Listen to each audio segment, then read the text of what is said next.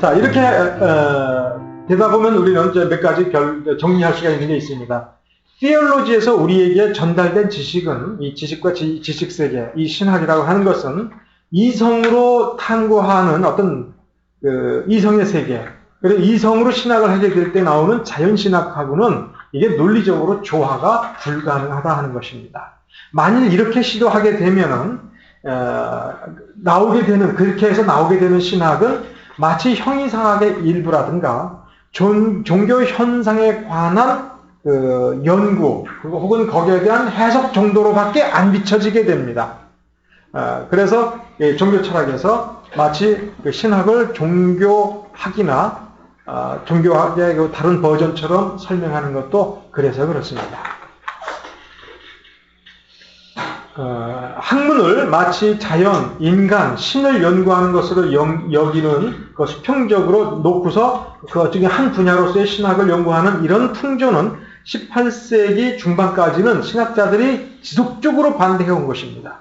근데 18세기 중반 이후로는 무슨 일이 일어난 거냐면 이제 계몽주의가 유럽 세상을 지배하는 시대가 된 겁니다.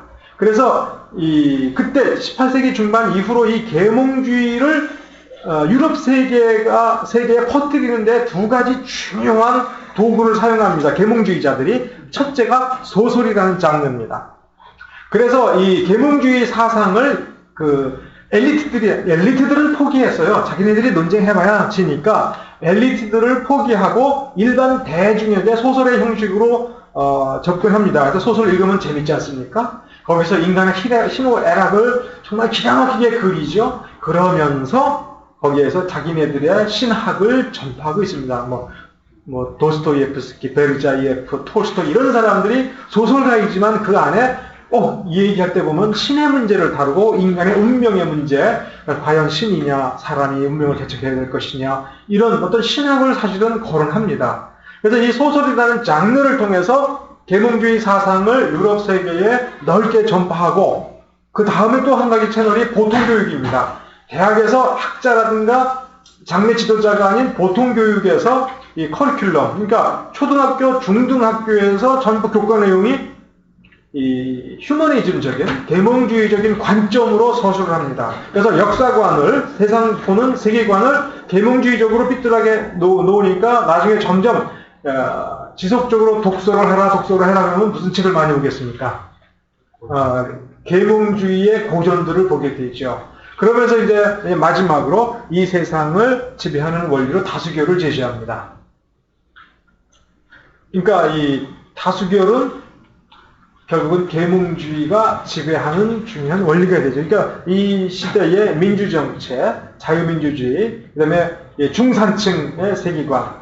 그래서 나중에는 중등교육을 많이 확산시키고 나서 그 다음 단계로는 산업혁명 이후에는 이제 이 대학들이 많이 세워집니다. 첫 번째로 많이 세워지는 대학, 이 중산층이 많이 세운 대학이 뭡니까? 기술대학. 엔지니어링을 가리키는 이 산업 계열의 이 대학들을 먼저 이 중산층이 자기 계급 이데올로기를 확산시키고 자기 계급적 정체성을 유지하기 위해서 이 대학을 세우고 그 다음 단계로 철학이라든가 이런 학문을 다루는 고등한 교육기관을 점점 그쪽으로 침투해 들어가서 지배하게 됩니다. 그러면서부터 이 고전적 의미의 신개념을 거부하게 됩니다. 그러니까 18세기 이전까지 교회에서의 기본적인 정치 원리는 사실 뭐였냐면 귀족정이었습니다. 그러니까 로마 가톨릭은 군주정, 단일한 교황이 지배하는 거였는데 그거를 거부한 종교개혁자들이 거부하면서 바로 처음에 세웠던 것은 뭐였느냐면 이 귀족정이었습니다. 이때의 이 귀족정이라고 하는 것이 재산, 신분상의 귀족이 이 교회를 지배하는 것에서부터 계속적으로 투쟁해가지고 이 장로 정체의 이상은 뭐였냐면 그 귀족정의 중심부를 이 신앙에 돈독한 자, 그리고 오랫동안 교회에서 훈련받고 헌신하고 봉사하면서 교회에 대한 애정을 그 교회를 위해서 자기 목숨도 내놓을 수 있는 소수, 이런 사람은 결국 소수니까 그들에게 장로라고 하는 직책을 주면서 교회를 맡기려고 했던 것이죠. 근데 거기에 대해서 우리 침례교회는 조금 다르게 접근을 했던 겁니다. 그러니까 귀족정 자체에 거부감을 가지고 있고, 그래서 이 보통교육에 치중을 한 겁니다. 보통교육. 그러니까 뭐냐면 침례교회가 미국에서도 그렇고 나중에 보면은 무엇을 강조했냐면 주일학교 교육을 강조한 겁니다. 누구나 차별 없이 모두에게 그 보편적인 신앙교육을 하고 신학교육을 하자. 그 다음에 그 중에 탁월한 사람은 어떤 독특한 항존직으로서의 신분을 차지하게 하는 것이 아니라, 그런 거 신분 차지하지 않아도 탁월한 사람은 결국은 레이턴트 리더가 돼서 오피니언을 지배하게 되고 그가 발언을 해서 다른 대중들을 설득할 수 있는 거 아니냐. 그래서 이 협의회 제도로 가게 돼서, 그래서 회의와 토론을 중시하는 쪽으로 침례교회 정체의 가닥을 잡은 것입니다. 그것이 장로 정체보다도 조금 뒤에 이 침례교회 정체가 나왔기 때문에 그런 발상이 가능했다. 그 다음에 초창기 침례교인을 구성한 대부분의 사람들이 좀 서민층이었고, 특수 침례교회를 구성하는 지도자들의 일부가 상당히 귀족적인 신분을 가진 사람들이었지만, 그들은 그것을 자기 특권을 이 교회 안에서도 가져야겠다는 생각보다는 자기는 많이 안 건 만큼 헌신하고 봉사하고, 그래서 이들이 하나님 앞에 모두가 다 같이 바르게 선택하고 이해할 때까지 서로 설득하고 공부하고, 그래서 늦지만 천천히 결정해서 나가는 방향을 취하자 하는 것이 침례교 정체의 이상입니다. 그런 점에서 놓고 저는 어디 가서도 당당하게 이렇게 얘기합니다. 이제부터 이 시대, 이 사회가 필요로 하는 것은 침례교의 정체다. 장로 정체가 근본적으로 가지고 있는 귀족 정체는 어쨌든 그것이 아무리 효율적이라 하더라도 이 시대의 민주적 시민으로서 필요한 어떤 그 설득, 의견이 다를 때 만나서 설득하고 토론하고, 그 다음에 합의에 도달할 때까지, 충분한 합의에 도달할 때까지 기다리는 이런 훈련이 이 장로 정체에서는 어렵고, 이제 침례교회의 이 정체에서 훈련받은 사람들이 이 시대의 민주주의가 무엇인지를 제대로 가르칠 수 있지 않느냐. 그런 점에서 앞으로 침례교회가 살아나야 한국 사회가 살아난다. 이렇게 봅니다. 왜 그러냐면, 여러분도 알다시피 우리가 민주주의의 원리를 어디서 배우겠습니까? 중고등학교 학교에서 배우겠습니까? 맨날 수능 보느냐고 바쁘고, 거기 선도부가 맨날 발가락으로 머리나 밀고, 이 민주주의가 아니거든요. 누가 언제 학생들이 다수결로 해가지고서 교복 입자 벗자 결정합니까? 교장맘이지. 소풍 가자마자 누가 결정합니까? 교장맘이지. 그래서 이런 그 상명하달식의 체제, 그 다음에 군대에 가보십시오. 완전히 상명하달의 체제죠. 아무리 군대 좋아졌다지만. 그러니까 한국 사회 어디에서도 민주주의가 무엇인가에 대해서 깊이 있게 고뇌하면서 그걸 연습해보고 훈련할 기회가 사실 별로 없습니다. 그런데 참 안타깝게도 이 신학교에서 여전히 이런 군대 체질이 좀 아직 남아있는 것 같아요. 기숙사가 특히 원상지인 것 같은데. 빨리 그걸 사실은 탈피해야 됩니다. 그래야 교회 가서도 민주적으로 하지. 기숙사에서 군대식으로 교육받은 사람이 중고등부는 뭐 민주식으로 하겠습니까? 그러니까 이 주일학교에서 올바르게 성경 공부하는 것이 1차적으로 중요합니다만, 성경 공부 이외에 민주적인 시민으로서의 다른 사람을 인정하고 토론하고 합의하고 함께 계획하고, 힘 있는 사람은 힘 없는 사람 도와주고, 힘 없는 사람이라면 역시 자기가 할 수 있는 것을 최선을 다해서 협력하고 하는 이런 조화로운 질서를 스스로 회복해 나가는, 그러면서 이 교회를 유지하기 위해서, 학생회를 유지하기 위해서 서로 적극적으로 참여하고 노력하고 헌신하고 섬기는 이 자세의 시행착오를 겪어보는 이 학생회로 빨리 거듭나야 돼요. 이 시간은 주일학교 특강 시간은 아닌데 그렇게 됐습니다.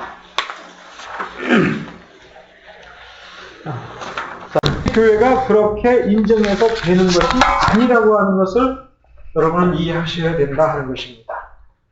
그 자체로 도구마인 경우, 그 자체로 도구마일 때에 그것이 스스로 권위를 갖게 되는 것이고, 또 그 자체로 권위가 있기 때문에 교회가 그 권위를 발견하고 교회가 의식 속에 그것을 받아들였을 때의 교회의 도구마가 된다 하는 것입니다. 이것이 건강한 의미의 올바른 도구마의 참다운 정의이고 그 개념인 것입니다. 따라서 도구마를 확립하는 것은 확립하는 교회의 권력, 권세는 이 주권적, 교회가 자체의 어떤 주권을 가지고 있거나 교회가 행하는 입법적인 어떤 행위가 아니라 바로 하나님을 섬기고 하나님의 이름을 선포하고 하나님의 뜻을 따르는 것, 바로 이 자세 속에서 하는 것이 교회의 도구마의 확정이라고 하는 것을 이해하셔야 됩니다. 따라서 교회가 도구마를 확정하고 도구마를 가르치고 선포하는 것은 바로 특권인 동시에 하나님이 교회에게 준 선물인 것입니다. 이 도구마가 확립이 될 때에 거기에서 하나님은 누구신가를 사람들은 비로소 명확하게 알게 되고, 이 시대에 우리가 어떤 원리에 입각해서 예배를 드리고 우리의 삶을 이끌어 나가고 어떤 목표로 살아가야 될 것인지, 이 문제 속에서 우리가 어떻게 처신해야 될 것인지 비로소 정리된, 정제된 형태로 발견하게 되고 그것을 후세들에게 물려줄 수 있기 때문에 그것은 선물이며 하나님의 축복이라고 하는 것입니다. 그리고 이것은 한 개인의 소유가 아니라 이것은 교회 전체의 소유고 인류의 자산인 셈이죠. 그러니까 이것을 신학을 개인의 취향, 개인의 선택 여부고 그가 신학을 아주 높은 수준에까지 도달했을 때 그것이 마치 그 사람이 누리는 특권이며 은총이며 자랑거리인 것처럼 여기는 것은 19세기 이후에 그리고 20세기를 지배하고 있는 영미의 개인주의적인 발상이라 하는 것입니다. 교회에서도 그전에는 이 분리주의가 나오면서, 그러니까 17세기 분리주의로부터 침례교회가 나왔지 않습니까? 17세기 분리주의가 나오게 되면서 사실은 이 교회론 자체가 변질이 됐습니다. 이 분리주의가 나오기 전은 뭐냐면은 어떤 사람이 어떤 마을에 선택했을 때에 그는 반드시 한 개의 교회만 다니게 되어 있습니다. 그리고 그것은 곧 자기가 출석하는 그 동네에서 출석하는 그 교회는 로컬 처치인 동시에 그 나라, 그 사회 전체에 골고루 퍼져 있는 교회에 가입이 된다는 의미였습니다. 이게 좋은 뜻이든 나쁜 뜻이든 그 뜻밖에 없었습니다. 그러나 분리주의가 나오게 됐을 때는 뭐냐면 이제 그 마을에 전혀 다른 교회가 양립하고 혹은 셋넷이 존재하게 된 겁니다. 마치 지금 여러분이 동네에 가보면 골목 앞에는 장로교회, 그 다음에는 침례교회, 그 다음엔 감리교회 이렇게 들어서 있는 거예요. 이것이 예를 들어서 영국이나 유럽에서 이런 현상이 딱 생겼을 때에 우리가 지금 느끼는 것과는 의미가 좀 더 달랐어요. 뭐냐면 이제 이 사람은 고민해야 되는 거예요. 둘 중에 어느 교회를 다닐 건가? 앵글리칸을 갈 거냐? 분리주의 교회를 갈 거냐? 이건 뭐냐면 둘 중에 어떤 게 진짜 교회고 어떤 게 가짜 교회냐를 구별해야 된다는 얘기예요. 그러니까 자동적으로 그가 어떤 교파 소속 교회를 다니게 되었어요. 침례교회를 가게 되면 자동적으로 뭘 의미하게 되는 거냐면 나머지 다른 교회는 틀렸어. 여기만이 제일 좋은 교회, 이것만이 내가 갈 교회다라고 하는 선택을 의미하게 됩니다. 그러면서 이걸 신학적으로 좀 더 연구해서 탁월한 사람들이 이 벽을 허물어주고 같은 교파가 아니더라도 장로교와 침례교회는 형제지간이니까 교제가 가능해. 물론 너는 침례교인이지만 장로교회도 형제고 여행하다가 장로교인이 왔을 때 형제처럼 반겨주어라. 그러나 아나바티스트는 아니다. 그러나 이 국교회나 이 천주교인은 아니다. 이런 그 선이 좀 그어져 있죠. 그럼 침례교인들은 매우 조금 묘한 사람들이에요. 뭐냐면 유아 세례를 거부한다는 점에 있어서는 아나바티스트하고 사상이 똑같아요. 그래서 그 점에 있어서는 장로교나 다른 사람들하고는 분명히 선을 그었어요. 유아 세례를 거부해야 그 다음에 신자가 된 사람들에게, 믿음을 고백한 사람들에게 그 고백에 입각해서 세례를 주고, 그래서 1640년 이후에는 침례를 주어야 이게 진짜 교회다 이렇게 생각을 했어요. 그러면서도 침례교인들은 장로교회에도 구원은 있다. 그러면 누가 형제냐? 같이 유아 세례를 적극적으로 거부한 아나바티스트는 형제가 아니고 장로교인들하고는 형제다.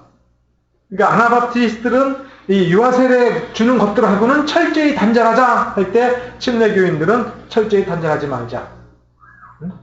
이 국교회나 그 다음에 천주교하고 이 장로교회 또 틀리다. 그러니까 그들은 이 불쌍하게도 아직까지 유아세례를 주지만, 그러니까 처음에는 세례냐 침례냐를 가지고 싸운 게 아니라 유아세례를 주느냐 마느냐가 문제였어요. 그러니까 이게 불쌍하게도 장로교인들이 아직까지도 아직 정신 못 차리고 유아세례를 주고, 하지만 그들과는 적당한 거리에서 선을 두되 그래도 형제다라고 하는 관점을 유지했습니다. 그러니까 그런 그 갈등이 시작이 된 거예요. 근데 지금은 그런 갈등이 없지 않습니까? 장로교회든 감리교회든 뭐 별 의식이 없이 뭐 이 교회를 갈 때 나머지 교회는 가짜 교회 뭐 이런 의식이 없단 말이에요. 근데 그것이 그 19세기, 20세기로 넘어가면서 이 신학을 개인의 전유물, 개인의 취향에 따라서 혹은 은사에 따라서 전유할 수 있는 것, 이런 쪽으로 흘러갔습니다. 구원도 마찬가지예요. 구원은 공동체적인 의미의 구원받은 사람의 집단에 참여하고 그 교회가 공유하고 있는 그 삶의 목적에 나도 동참한다라고 하는 이 공동체적 구원관에서 이 완전히 개인주의 구원관으로 벗어나면서 그 다음부터 또 구원받았는지를 확증하는 그 점검하는 사인이 그전에는 공동체적인 어떤 기준에 의해서 함께 합의해서 확인하고 했는데, 나중에는 지금 구원받았느냐의 확신은 누구 책임이 됐어요, 지금? 자기 책임이 됐잖아요, 자기가. 아직도 확신 없느냐? 빨리 기도해봐. 그래가지고, 그전에는 삶의 변화라고 얘기를 했어요. 그 삶의 변화라는 것을 주변 사람들이 같이 확인을 해주었거든요. 그리고 그 삶의 변화가 빨리 나타나도록 같이 도와줬어요. 같이 기도도 해주고. 그러다가 나중에 18세기 말서부터 서서히 나타나는 것이 이게 성령 체험이에요. 성령 체험이라고 하는 것을 했으면 뭐라 그럴까? 그 사람 구원 받은 거. 그러니까 성령 체험이라는 게 상당히 개인적이지 않습니까? 그러니까 그런데 성령 체험했다라고 하는 거, 뜨겁다, 뭔가 있었다. 그리고 나가 전폭적으로 하나님에 대한 열렬한 사랑을 갖게 되었다라고 하는 의미에서 점점 이 성령 체험의 증거를 또 찾아요. 성령 체험했다라는 말 그 자체를 이제 믿어주지도 않아요, 이제. 그래서 개인적인 증거가 뭐였습니까? 19세기 말, 20세기 초반까지 나타나는 게 방언입니다. 그러니까 성령 체험이라고 하는 것에서 예를 들어 복음주의 부흥운동들이 나온 겁니다. 그래서 1차 대각성, 2차 대각성에서는 그 대각성 전반까지는 그냥 성령 체험을 추구했어요. 그러나 2차 후반에서 3차 때에는 이 방언을 추구했습니다.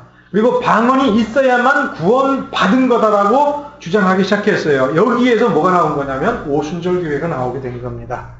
오순절교회에서 이 방언을 중시하는 이유가 그게 구원받은 자의 증거다. 그러니까 방언이 없으면 구원 아직 받았다고 장담하지 말아라. 이렇게 얘기했습니다. 이걸 노골적으로 얘기하면 이단 시비가 그래서 나오게 되는 겁니다. 성경은 그렇게 안 가르치는데 너는 성경을 부분적이고 그 부분에 집착해서 너무 과도하게 해석한 것이 아니냐? 이런 공격을 하게 되면 사실 오순절 신학에서는 이걸 막을 수가 없거든요. 그러니까 이것이 전반적으로 우리가 그 무엇이 옳다보다도 전반적인 추세가 구원론에 있어서도 상당히 개인주의화 되어 가고 있고, 그래서 이 시점에서는 신학이든 뭐가 됐든 간에 그건 개인주의적인 그 특색으로 자리매김을 하게 되는 거죠. 자, 어쨌든 우리가 좀 전 얘기로 되돌아가 보면 교회가 발견하는 도그마가 없이는, 그리고 발견하고 확정하고 선포하는 도그마가 없이는 기독교적인 의미에 있어서의 참다운 종교는 존재하지 않는다 하는 겁니다. 그리고 이것은 기독교뿐만 아니라 모든 종교는 도그마를 가지고 있습니다. 도그마 없는 종교는 세상에 존재하지가 않습니다. 그런 점에서는 과학이라고 하는 종교도 자기의 나름대로의 도그마를 가지고 있죠. 그리고 자기 나름의 가치관을 가지고 있고 세계관을 제시하고 있죠. 그러면서 노골적으로 나가는 사람들은 자기 분야의 이 과학이 인류를 구원할 것이다, 이런 확신을 가지고 있죠. 그러니까 물리학이 인류를 구원할 거다. 지금은 뭐가 인류를 구원할 거라고 자꾸 떠벌려요?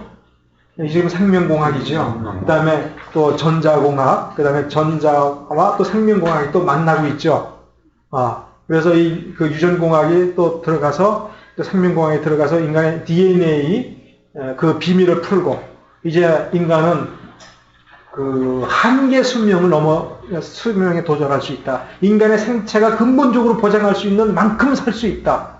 뭐 이런 어떤 그 소망까지 갖고 있죠. 그래서 만일에 과학 연구 열심히 하고 우리가 그 과학의 혜택을 잘 받으면 우리는 불로장생은 아니어도 뭐 이제 한 200년 사는 것도 이제 문제가 아닐 수가 있겠다라는 어떤 희망을 이제 또 영화로까지 먼저 보여주죠. 자, 그래서 도구마가 없는 종교는 존재하지 않습니다. 문제는 건전한 도구마냐, 건전하지 못한 도구마냐. 그래서 우리가 이 궁극적으로 조금 질러서 얘기한다면, 우리가 신학교에서 신학을 하는 이유는 뭐냐면, 우리의 도구마를 건전하게 확보하고, 또 건전하게 확보하기 위해서는 잘못된 도구마를 찾아내서 그걸 바르게 고치든지, 아예 잘못된 것이 숨어 들어왔으면 적발해서 빼내든지, 이 작업을 해서 우리의 도구마를 원본 도구마, 성경에서 발견한 도구마, 그리고 우리가 추구할 그 도구마와 최대한 일치시키는 그 과업을 우리가 수행해야 한다. 그래서 신학을 하는 거다. 그래서 신학을 최선을 다해서 어렵게라도 해야 된다 하는 것입니다. 그런 점에서 우리가 54쪽에서 우리가 교의학의 특성과 과제를 한 번 더 확인해 보겠습니다. 진리, 즉 하나님이 가지신 그 진리 그 자체로 선이며, 하나님을 인식하는 것은 그 축복스러운 결과 때문이 아니라, 하나님을 알게 되면 복받아서가 아니라 이 진리 그 자체가 축복이고 영생이기 때문에 그러하다. 즉 뭐냐 하면은, 진리가 우리에게 어떤 축복스러운 결과를 주지 않아도 진리가 정말로 하나님의 진리라면 그 자체로 축복이다 하는 얘기입니다. 그러니까 이렇게 생각하시면 돼요. 이게 뭐에 도전하는 거냐면, 예수를 그렇게 잘 믿었고 교회 와서 그렇게 헌신하고 헌금도 잘했으면 자식이라도 잘 돼야 될 거 아니냐. 너 예수 잘 믿어봐야 날마다 가난해지고, 지금 예수 믿었기 때문에 힘들게 사시는 신학생들 많죠. 그러면 이제 와서 또 더더군다나 이제 나이 드신 아버님이나 삼촌이 모처럼 만나놓고 그 얘기하죠. 너 지금이라도 관내야 되는 거 아니야? 지금까지 고생이면 충분한 거 아니야? 너 앞으로 봐봐. 지금 교회가 얼마나 어려워. 10개 개척하면 9개 문 닫는데더라. 그렇게 해서 내가 평생을 했다고 치자. 퇴직금 있냐? 봐라 이거야. 정말로 이 목회자의 길이 돈 버는 직책이면 그 똑똑한 사람들이 왜 안 하냐?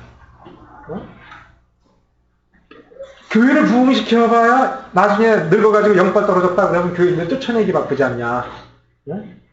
그렇다고 뭐 자식들은 얼마나 고생이냐? 뭐 학원비도 없고, 똑똑하게 좋은 대학 돈 들여서도 가지도 못하고, 야 그럼 뭐하러 신학하냐? 야 이거 언제 이런 갈등을 더 크게 느낍니까? 그냥 신학생이 됐을 때도 힘이 들지만 제대로 신학을 해보겠다고 할 때 이건 또 말할 수 없이 힘들어요. 그러면 이것을 이렇게 힘들게 했을 때 뭐가 보장이 됐냐? 내가 진짜 박사학위 없어도 교수 자리 준대냐? 그냥 돈 누가 턱턱 갖다 준대냐? 그게 아니죠. 교회 가봐요. 신학을 어렵게 해가지고 보면 되게 설교도 어려워가지고 교인들은 우리 목사님 틀렸어요. 우리 전도사님은 너무 어려워. 오늘 장 목사님 교회로 가지. 거긴 재밌어. 그러니까 함에 보면 신학을 안 하고 그냥 나무뿌리 두세 개 뽑으면 아주 쉽게 성공할 것 같아요. 그러니까 하면 할수록 고통스러워. 그러면 복을 못 받는데 해야 되냐? 옛부터 전통적으로 무슨 혜택을 받아서 하는 게 아니라 진리는 그 진리 그 자체로 축복이다.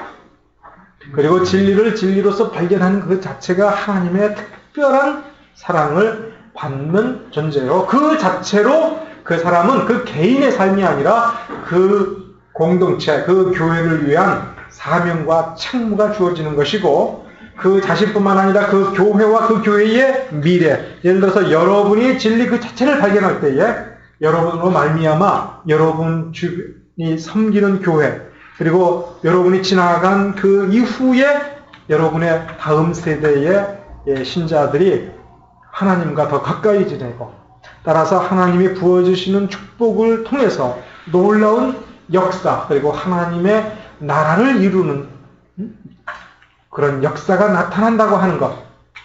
그러니까 축복을 받기 때문에 신학을 한 게 아니라 신학을 하니까 이제 축복된 길이 열리기 시작을 한다. 그런 뜻이라는 것입니다. 그래서 옛날 신학한 사람들은 그야말로 불교에서 불교적 의미로 세상을 버리고 출가해서 그저 아무것도 바라지 않고 누더기 걸치고서 면벽 수도 10년 하는 것 같은 그런 이상의 자세로 신학을 해온 것이고, 그래서 이 높은 수준의 신학적 성취를 유럽 교회가 이룬 겁니다. 처음에 어떤 분이 질문한 것처럼, 그럼에도 불구하고 오늘날 유럽 교회가 이렇게 희망이 없게 된 것은 신학자들의 잘못이 아니라, 교회의 잘못이 아니라 이 나폴레옹이라든가 그다음에 이 휴머니스트 철학자들이 조직적으로 이 교회를 무력화시키고, 그다음에 대중으로부터 단절시키고, 그리고 대중들을 더 쾌락으로 유혹해내고, 제도적으로 신학에 접근하지 못하도록 공작을 지속적으로 벌였기 때문에 그런 결과에 도달한 것입니다. 예를 들어서 1차, 2차 대전이 딱 벌어지자 이제 모든 물자가 귀해졌어요. 그러니까 영국의 이 휴머니스트들이 도서관에 있는 청교도들의 옛날 고서부터 다 드러냈어요. 다 드러내가지고 폐지 공단으로 가보내버렸어요.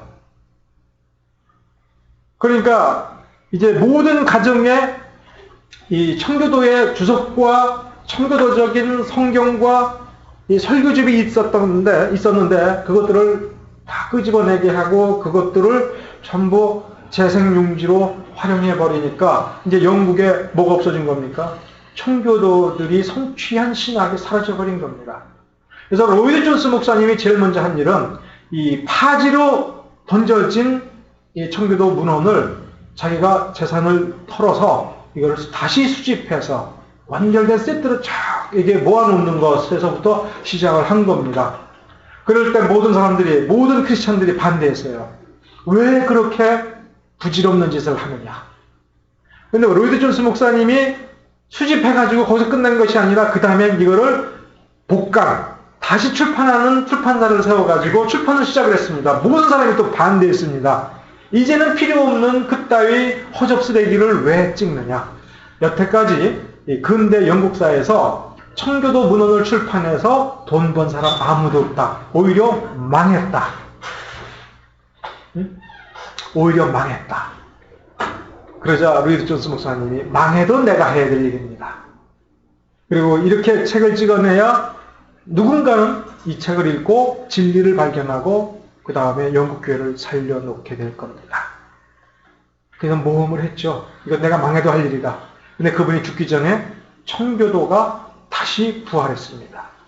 그래서 근대의 20세기 후반에 청교도 신학이 영미신학에서 다시 부흥하게 된 것이 로이드 존스 목사님의 그 시도, 그 다음에 그 시도가 의미 있다라고 참가한 주변의 친구들에 의해서 다시 살아나게 된 거고, 그래서 우리가 지금 그 혜택을 맛보고 있는 것입니다.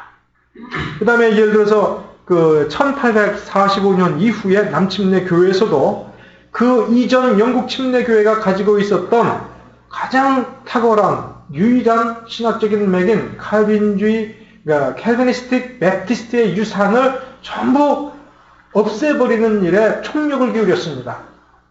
그런 교수들을 내쫓고 그런 자료에 관해서는 논문 쓰지도 못하게 하고, 그래서 이 지식이 거의 사라져 갔다가 이제 또 미국에서 전반적으로 그런 현상이 있었죠. 그러다가 지난 30년 사이에 칼빈주의에 대한 다시 더 발달된 연구를 하게 되었고, 지금은 이 개혁주의가 이 침례교회의 뿌리다라고 하는 확신을 가진 그런 사람들이 나타나서 그 옛 침례교 조상들의 그 저술들을 찾아내서 출판하는 일들을 아주 어렵지만 없는 돈이지만 시도해서 이제 우리가 그나마 작은 그 성취를 맛볼 수가 있게 되고 우리가 지금 이 공부를 하고 있는 겁니다.